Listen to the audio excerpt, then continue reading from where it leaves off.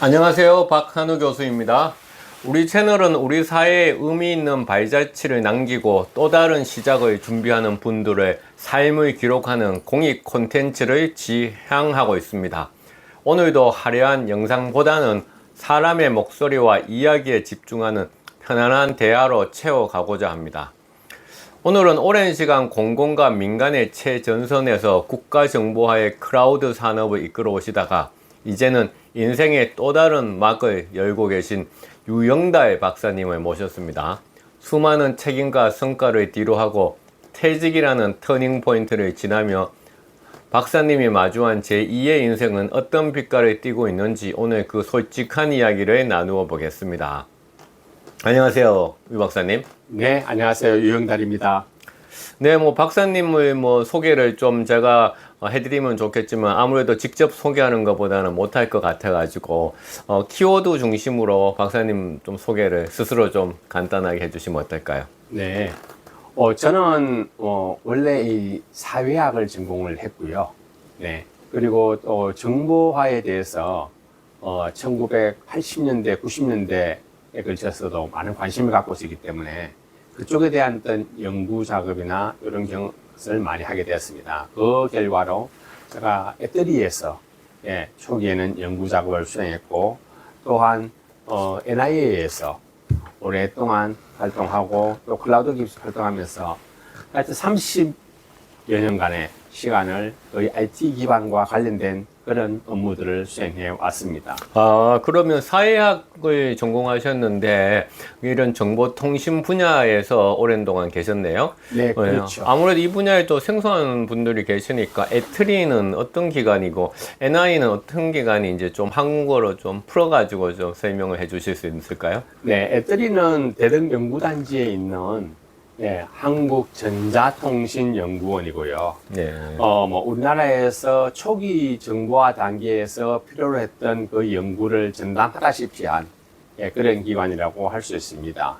무엇보다도 애터리의 대표적인 연구 작업으로는 전자교환기 개발 사업을 성공해서 우리나라의 어떤 이런 컴퓨터 산업에 획기적인 전환점을 이룩한 것, 그리고 국산 주전산기 사업에 적극적으로 참여를 했고, 그 이후에도 여러 가지 정보통신과 관련된 무선통신 분야의 CDMA 상용화라든지 이런 애터리의 업적에 대해서는 우리가 널리 알려져 있죠. 네. 그럼 애터리에 몇 년도에 입사를 하신 건가요? 1995년 초에 입사를 해서 아주 30년 네, 전이네요. 네. 1997년도에 제가 NIA로 이직을 하게 되었습니다. 1995년은 우리 한국 인터넷이 시작된 해라라고 얘기를 흔히들 하는데, 그때 애터리 한국전자통신연구원에 입사를 하시고 2년 정도 근무를 하시다가 NIA. NIA는 그럼 어떤 기관인가요? NIA는 제가 참여할 때는 한국전산원이라는 이름으로 존재를 했습니다. 그럼 영어 약자도 달랐나요, 그때는? 예. National Computerization Agency. NCA였네요. 예. 지금은 NIA. 인포메이션이 들어가서 NIA죠. 그러면 두 개의 기관에서 근무를 하셨는데, 애터리에서는 2년이나 짧은 기간에 계셨고, 그다음에 한국전산원, 영어로 NCA 약자인, 에서 97년도에 시작을 하셔서 NIA의, I가 이제 정보화를 뜻하는 현재 한국지능정보사회진흥원인가요? 한국지능정보사회진흥원입니다. 네, 한국지능정보사회진흥원. 그래서 이제 퇴직을 하셨다 이 말씀이시네요. 그럼 퇴직은 언제 하신 거예요? 몇 년도에? NIA에서의 퇴직은 2022년도 연말에 했고요. 그러면 97년도부터 2020년도라면 약 한 27년 정도 근무를 했던 것 같습니다. 27년 정도 근무를 하셨다 그런 거네요. 아주 오랜 시간을 되게 거기서 보내셨다 그러네요. 알겠습니다. 그래서 오늘 그런 NIA하고 하셨던 일들 중심으로 해서 또 어떤 또 계획을 하고 계신지 질문을 드리도록 하겠습니다. 감사합니다. 네, 오늘은 유영달 박사님을 모시고 한국 정보화와 관계에 대한 이야기들을 계속해서 나누고 있습니다. 우리 유 박사님, NIA와 클라우드 기업 등 평생을 숨가쁘게 달려오시다가 퇴직을 맞이하셨을 때 처음 마주한 감정이 무엇이었는지 궁금합니다. 왜냐하면 제가 이제 개인적으로 듣기로 NIA를 마치시고 민간 기업에서 또 근무를 하셨다고 들었기 때문에, 그래서 시원한 섭섭함 이런 것을 느끼셨는지, 아니면 비로소 어떤 찾아온 자유 같은 이런 느낌을 하셨는지, 그 공백에 대해서 어떻게 생각하시는지 궁금하네요. 저는 이 금년 초에 이제 민간 기업인 오케스트라에서 퇴직을 했는데요. 그런 시원섭섭함 이런 것보다는 그냥 내가 뭔가 어떤 새로운 공간이 열렸다. 그래서 내가 새롭게 뭔가를 시작할 수 있는 그런 기회가 아닐까. 이런 생각을 했기 때문에 그런 아쉬움보다는 혹시라도 우리가 미래에 또 무슨 기회와 마주치지 않을까.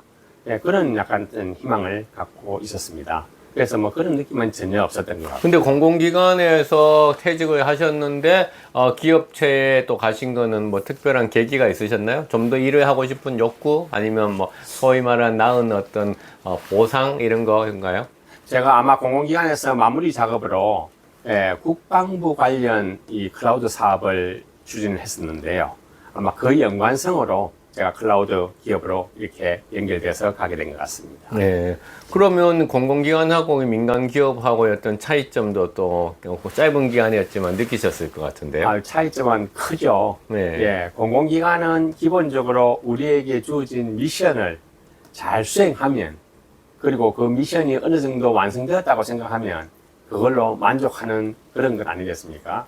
하지만 민간기관에서 했던 사업을 하는 것은 결국 시장과 우리가 함께 하는 것이고, 그 시장을 통해서 뭔가 우리가 어떤 사업을 하고 거기서 성과를 일궈내고 해야 되는 것이기 때문에 공공기관과 민간기관은 실제로 수행하는 입장에서는 굉장히 차이가 있고, 우리가 흔히 갑과 을의 관계라고 하지 않습니까? 네, 그렇죠. 그러니까 이게 갑의 입장에서 완전히 을의 입장으로 변하는 것이기 때문에 그 차이는 아마 당사자로서는 상당히 크다고 할 수가 있겠습니다. 그래서 그래도 뭐 성공하게 민간 기업에서 또 이 업무를 또 우리가 미션을 또 수행을 하셨네요. 네. 비교적 뭐 모든 분들이 도와주셔서 네. 예, 무난하게 했습니다. 그러면 민간 기업에서도 이제 퇴직을 또 하셨는데 네. 정말 그때 마주한 감정이 시원섭섭함이라기보다는 그러면 뭐 어떻게 표현할 수 있을까요?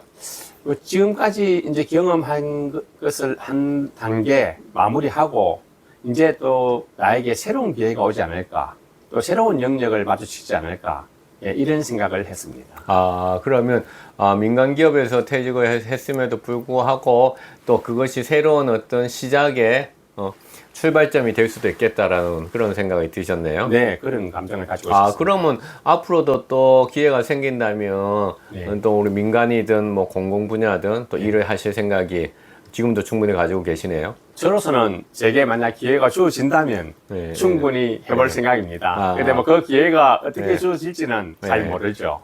예. 그럼 이 기회에 우리 유 박사님이 가지고 있는 뭔가의 어떤 장점을 자랑을 좀 키워드로 한다면 뭐가 가장 있을까요? 아마도 제가 NIA에 오래 있으면서 뭐 전자정부 사업이나 혹은 유비쿼터스 사업과 같은 그런 사업들을 수행하면서 오랫동안 이 사업 관리를 수행하고 그 속에서 경험을 축적했던 것이 제 개인적으로는 중요한 경험이라고 생각하고요. 또한 그 민간기관에서 시장과 함께 움직이면서 이 클라우드 사업이나 클라우드의 어떤 트렌드 전개를 봤기 때문에 그런 점이 저에게는 좀 장점이 아닐까 생각하고, 혹시 우리가 클라우드 사업이나 이런 것과 연관된 뭐 그런 기회가 있으면 저로서는 더욱 좋겠습니다. 혹시 생각하시는 연봉의 어떤 범위도 있을까요? 연봉은 뭐 딱히 뭐라고 말씀드리긴 어려운데, 뭐 이제는 뭐 현역에서 은퇴한 현재 입장이기 때문에 뭐 어느 정도 뭐 크게 되지 개의치 않을까. 않으신다라는 네, 말씀. 네, 알겠습니다. 네, 감사합니다. 네, 오늘은 유영달 박사님을 모시고 한국의 정보화, 전자정부, 그 다음에 디지털 산업에 대해서 말씀을 듣고 있습니다. 유 박사님, 대한민국의 어떤 디지털 혹은 뭐 디지털 이전의 어떤 정보화라고도 얘기를 했고요. 그 다음에 최근에는 클라우드까지 하는데 평생을 바치셨는데요. 수많은 프로젝트와 정책 현장 중에서 그래도 이 분야에서 내가 이것만큼은 정말 중요한 기여를 했구나 하고 가장 보람을 느끼시는 거 혹은 자부심을 가지는 그런 기업 혹은 정책 뭐 사업 있으면 좀 공유를 해 주시죠. 네, 제가 마침 우리나라의 뭐 정보 고속도로 시대, 즉 초속 정보통신망 사업이 1995년부터 시작되었습니다. 그 타이밍에 제가 공교롭게도 애터리에 있었고 또 당시 한국 전선연에서 일을 했습니다. 네. 바로 초속 정보통신망 사업을 추진하는 데 있어서 주축적인 역할을 했던 그런 기관들이죠. 지금 우리가 AI 고속도로라고 얘기하는 것은 그때는 이제 인터넷 고속도로인 거네요. 초고속 그때는 정보통신망이. 이제 정보고속도로라는 말을 썼죠. 네, 그 당시에는. 정보고속도로. 예. 예. 인포메이션 슈퍼하이웨이 영어로 그렇습니다. 하면. 예. 네네. 미국이 먼저 93년도 4월 달에 당시 부통령에 의해서 그걸 일본 부통령에 네. 의해서 정보고속도로 시대를 선언하고 그다음 일본이 93년도 7월 달에 네. 정보고속도로를 선언하고 우리나라는 94년도에 선언했습니다만은 예. 그러나 실제로 정보고속도로 구축 사업은 우리나라가 미국이나 일본보다도 훨씬 빨리 진행되어서 예, 95년 3월 달에 우리가 정보고속도로 사업을 초고속 정보통신망 구축 사업을 시작했는데 사실 우리는 97년도에 1단계를 완성하고 그리고 2005년도에는 전 단계에 걸친 어떤 네. 정보고속도로 구축의 초고속 정보통신망 구축의 완성을 선언하게 된 것이죠. 예. 그러면 그 당시가 어떤 대통령이 누가 대통령이셨죠? 우리나라에서 말씀드립니다. 예, 그 초고속 정보통신망 사업을 시작한 것은 김영삼 대통령이시고요. 예. 그 다음에 김대중 대통령 때는 전자정부 시대, 예, 전자정부 위원회 같은 것을 구성해서 국가적으로 전자정부 사업을 추진했고, 결국 그것을 마무리 짓고 2005년도까지 구축한 뒤에 2006년 초에 그것에 대해서 어떤 완성을 기념하는 기념식을 했는데, 그때는 노무현 대통령이었습니다. 아마 네. 김영삼 대통령, 김대중 대통령, 노무현 대통령 네. 3대에 걸쳐서 완성되었다고 보는 것이 아마 정확한 표현일 것 같습니다. 우리나라의 전자정부 사업과 그 다음에 정보고속도로 사업이. 그렇습니다. 아, 네. 그렇군요. 우리나라의 전자정부 사업은 해외 수출까지 하는 그런 아주 우리나라의 성공 케이스라고 얘기를 들었는데요. 네. 정부 사업에 맞으면 어떤 주요 기반이 되는 그런 망 구축과, 즉 인프라 구축과 거기에 대한 응용 사업들은 김영삼 대통령에 의해서 시작이 됐고, 김대중 대통령 때 그것이 잘 추진되면서 2000년대 초가 되면 해외에서 우리를 벤치마킹하기 시작했습니다. 예, 그러면서 우리가 막 유엔이나 다른데 많은 것을 시범 사업으로 또 보여주고 홍보하고 하면서 우리나라가 그 당시 세계 전자정부 무슨 순위 평가할 때에 네. 예, 1위도 하고 이렇게 한 2000년대 초반에는 우리가 그런 세계 전자정부 구축 사업의 하나의 모델 국가로서 예. 하고 많은 나라들이 또 특히 우리나라의 어떤 그런 시스템들을 보기 위해서 많이 내한하고 방문해서 같이 얘기도 하고 그렇게 했었습니다. 야, 디지털 정보화는 우리나라가 정말 초창기부터 선도를 했구나라는 생각이 듭니다. 네, 그렇습니다. 그 이후에는 뭐 공공 데이터 분야에서도 우리가 2013년부터 우리가 선도를 해서 네. 앞서가고 있고, 이제는 AI 분야까지 네. 진출을 하고 있는 건데, 네. 그 초석을 우리 유영달 박사님이 현장에서 네. 직접 뛰셨다는 점에서 정말 스스로도 가슴 뭉클하시고 자부심을 느끼시겠어요? 그렇습니다. 하지만 뭐 그건 제 개인적인 경험이고 사실 그것을 이끌어간 주역들이 대신 우리의 선배님들이 많이 계시고 예. 예, 우리는 그분들을 그 당시에는 배우고 뒷받침하면서 네. 예, 이렇게 진행해 온 것이지요. 네, 알겠습니다. 고맙습니다. 감사합니다. 네, 유영달 박사님, 이제 퇴직을 하셨는데, 퇴직을 흔히 우리는 끝이라고 말하지만 요즘은 진짜 나로 살아가는 시작이라고도 퇴직을 정의합니다.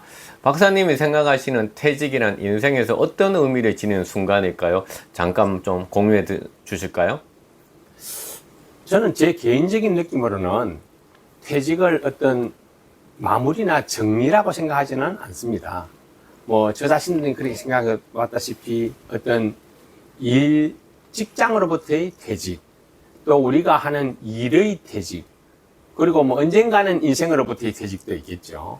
하지만은 저는 그것이 다 연관되어 있다고 생각하고, 그래서 그 퇴직이 우리에게 어떤 종결점이나 이런 게 아니라 또 다른 어떤 새로운 시작이라고 생각을 합니다.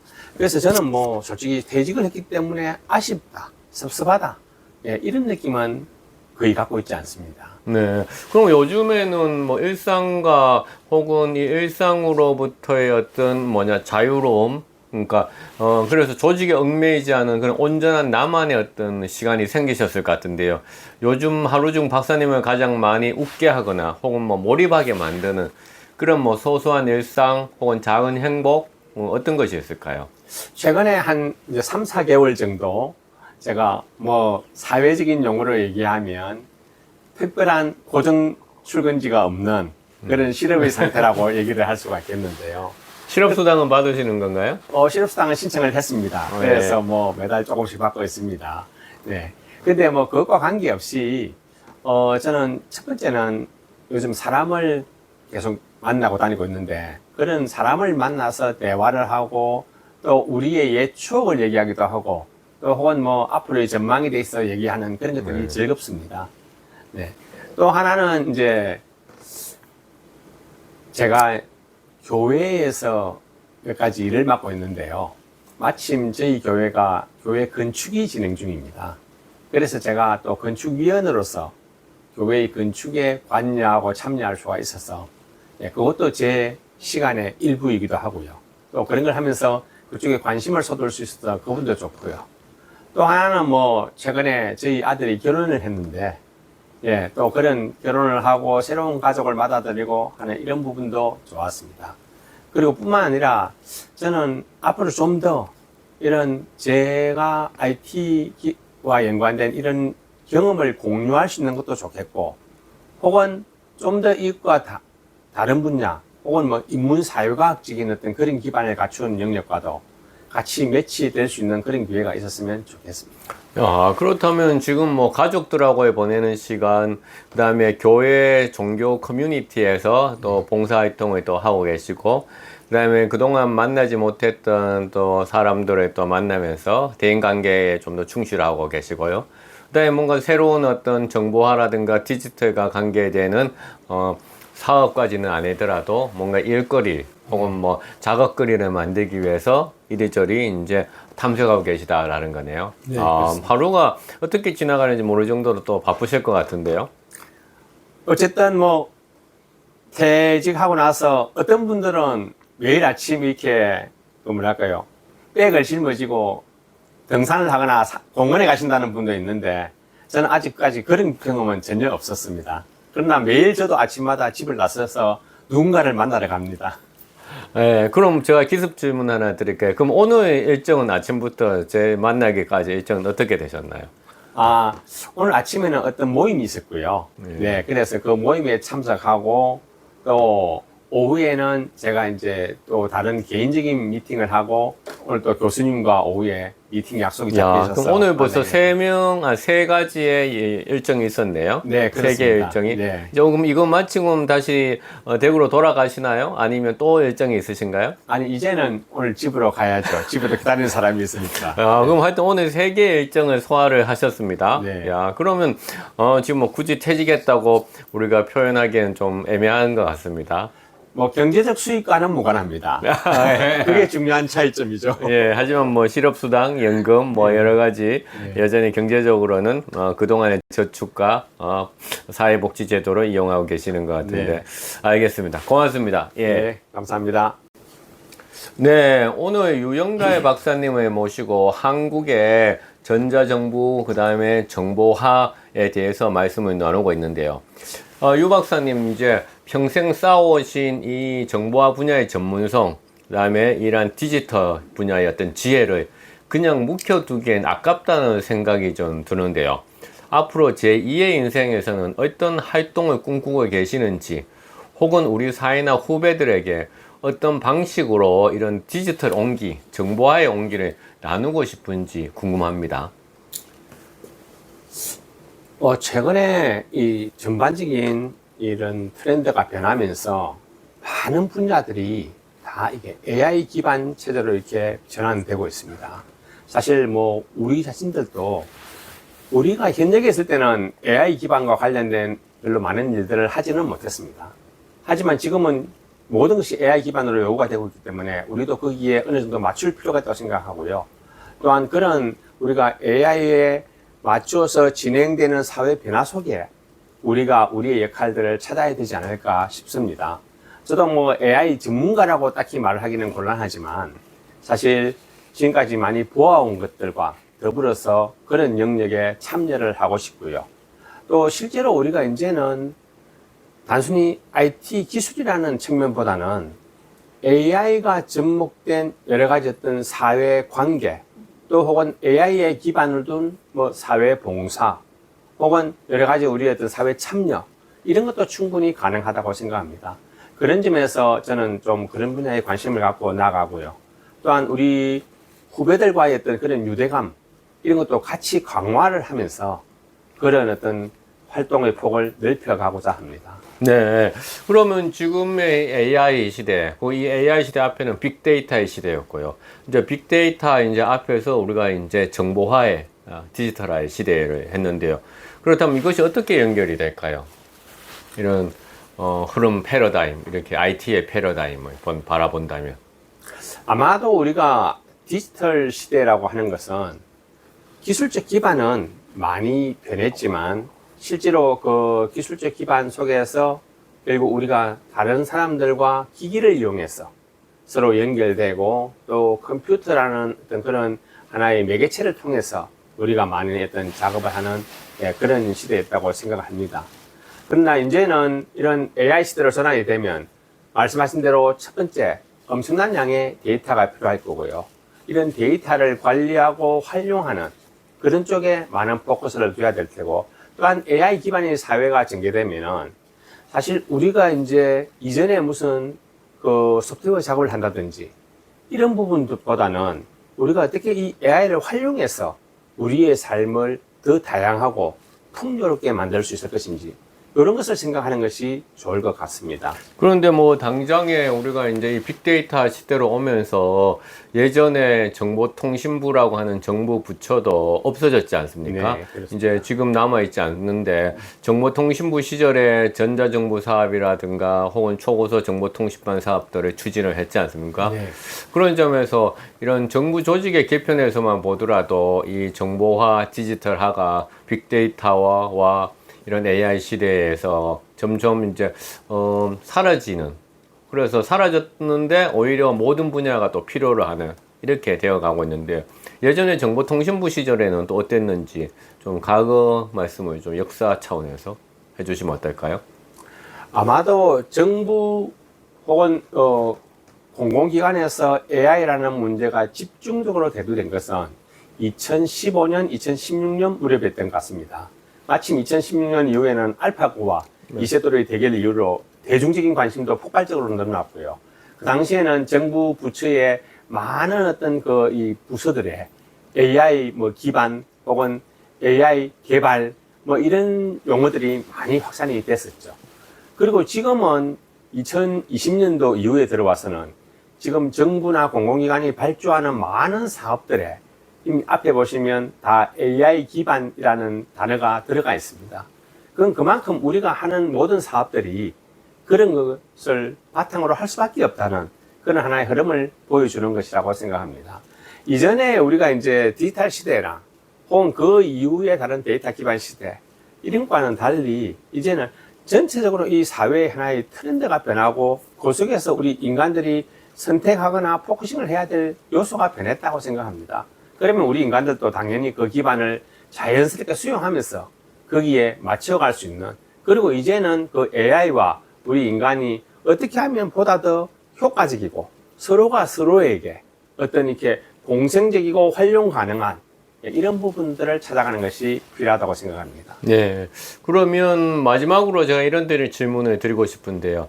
만약 지금 이 순간에 퇴직을 앞두고 있거나 제2의 인생 앞에서 막연한 두려움을 느끼고 있는 그런 동년배라든가 후배들에게 인생의 선배로서 꼭 건네고 싶은 어떤 뭐 한 단어 혹은 한 문장 있다면 무엇일까요? 저는 개인적으로 이런 말씀을 해주고 싶습니다.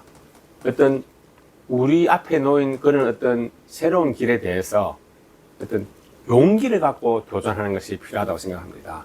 그리고 우리가 과거에는 사실은 새로운 기술을 배우거나 이런 것에 대해서 좀 나이가 드신 분들은 두려움을 갖고 있었습니다.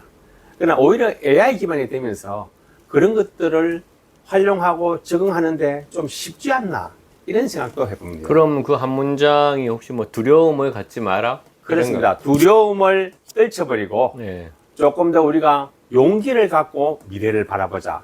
이렇게 요약을 하고 싶습니다. 아, 예, 감사합니다. 네. 오늘 유영달 박사님을 모시고 정보화 분야에서 공공기관에 퇴직하고 또 민간기업에서도 잠시 근무를 또 하시고 그러나 지금 여전히 바쁜 일정을 소화하고 계시는 그런 소회를 들어봤습니다. 그리고 마지막에 한 문장으로서 두려움을 떨쳐버려라 라는 말씀을 하셨습니다. 오늘 인터뷰에 응해주셔서 대단히 감사합니다. 감사합니다. 네, 감사합니다.